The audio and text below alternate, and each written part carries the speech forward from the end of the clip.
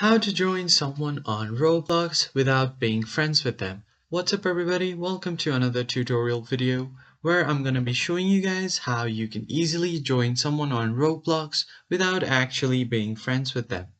So first of all, you will just have to open your web browser and then search for roblox.com. Once you do so, you will have to make sure that you are logged into your account. As you can see, I have already logged into my account. Now, all you have to do here is just search for the person that you want to join. Now, in this case, I'm just going to search for a random name right here. And just make sure that you have selected people and not experience.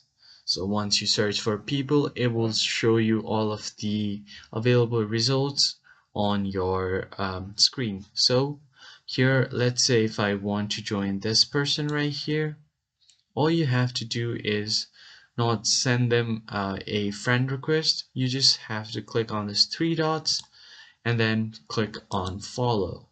So as you can see, I have followed this person. Now you can easily join this person in game and in their adventure together.